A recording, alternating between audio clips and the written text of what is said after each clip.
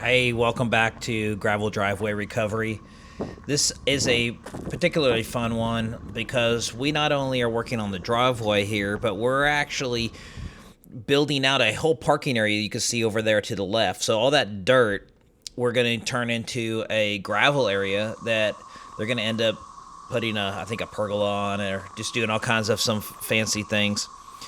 So one of the things that we've got to do here is get this graded out and get the water moving in the direction we want. We're using the Roadrunner here. It's a pretty decent way of grading. I can't say it's necessarily my favorite. We've actually started moving on from these to a grading blade that we're looking at getting. But for the tool that we had, it was better than using our soils conditioner. And so we're just grading off the both the organic material as well as setting some rough grade here, and we'll fine grade it here over time. You can see how we've got it about roughly where we need it to be, and we'll start laying down some fabric here in just a little bit.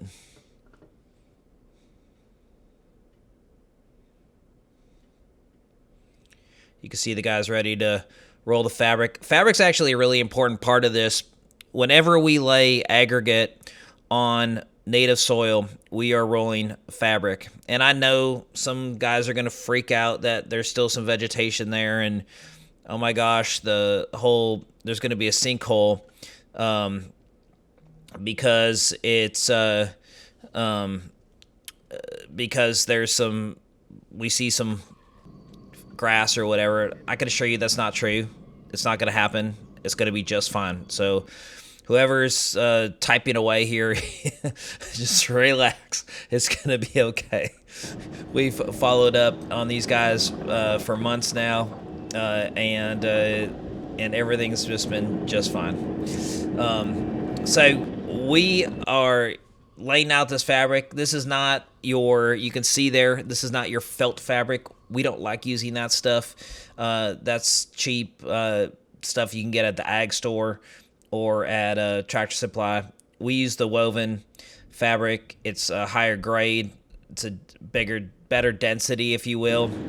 We can drive a loaded dump truck over these and they will not tear. It's a far superior product, and they don't break down over time. Now, that being said, what we don't like to do is drive the trucks over them if we can avoid it. So we have them reverse gate it. You can see this guy's on his game. He's just getting it nailed down and getting that aggregate on there. Once that rock is on that fabric's not going anywhere, and we can drive over it however we want. We, of course, have to fine-tune and touch it.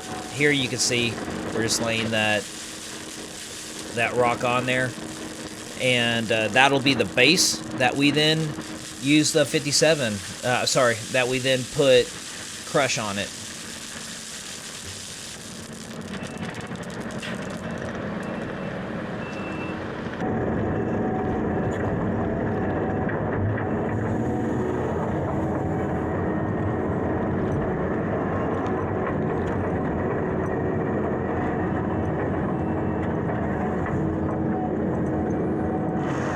You can see even with our machines, we try to stay off the fabric when there isn't rock on it. As I said, it's not going to tear, but it can pull, and those pins that are holding it down are just there to keep it from getting blown or just totally moved around by the equipment that's being driven on it. Once the rock's on there, we don't need those pins anymore. But until then, we try not to mess it up, because if we get a lot of large folds in the fabric, they will pop up, and then you can't catch them as you're trying to do your finish grading here.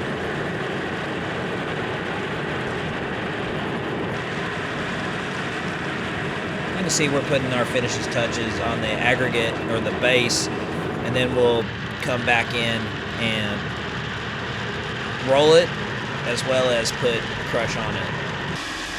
And we'll cap it with the crush.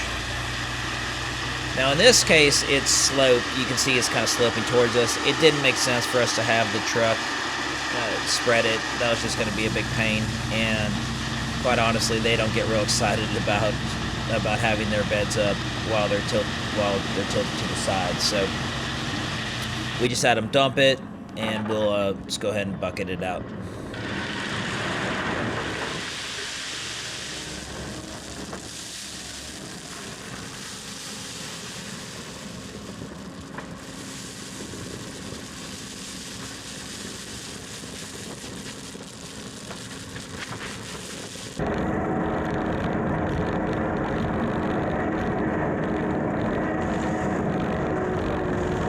This is another area that you can see the garage off to the right side of the frame there.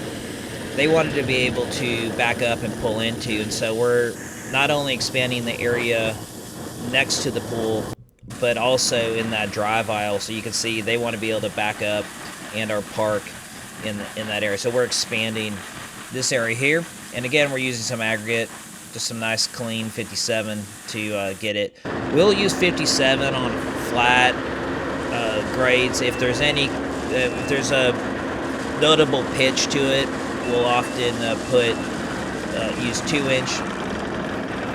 And here you can see we're starting to lay down some of that crush. Now, are the trucks going to get this perfect when they're spreading it like this? No. But you know what? It saves us a little bucket time getting them to just, I look at it as just distributing it, and then we come in with the skid steer to get it graded out the way that we need it to. It's really a matter of efficiencies for us.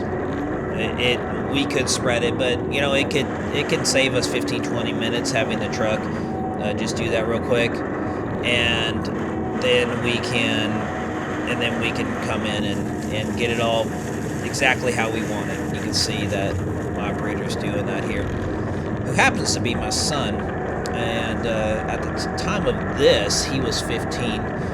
He's just turned 16 back in October, so he's doing a great job here, really grown as an operator over the past year, and we've been real happy with how he's progressed and his skills. It's been real fun to watch him do that.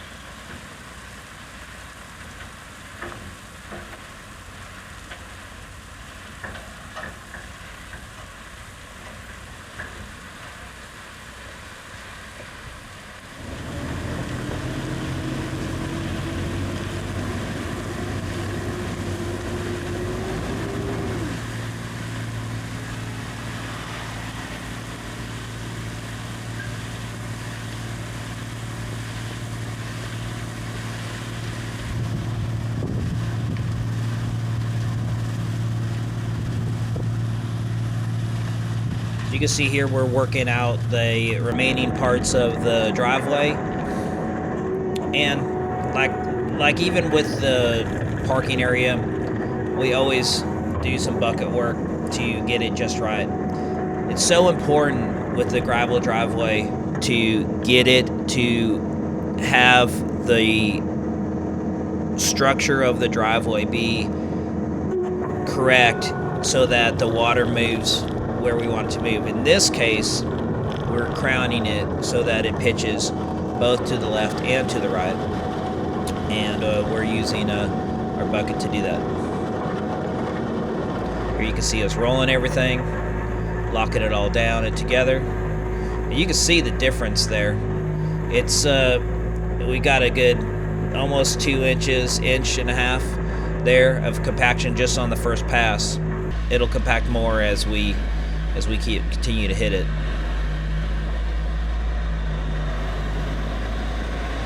Guys, you're not going to get this kind of compaction with a bucket or with tracking. It's not going to happen. So if you're going to put down gravel, I would definitely can't recommend enough compacting it with a vibratory roller.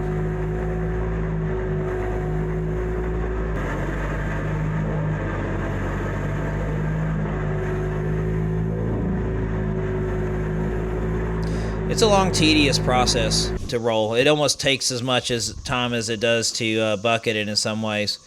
But here you can see kind of the finished product. You'll notice that there's tracks in the driveway and in the gravel. That whole area is compacted. Just that top little layer is shows the tracks. Those will rub right out as it gets driven on. But that whole area is compacted. But I will tell you, I hate those tracks, and that's one of the reasons why we've decided to get a dedicated roller.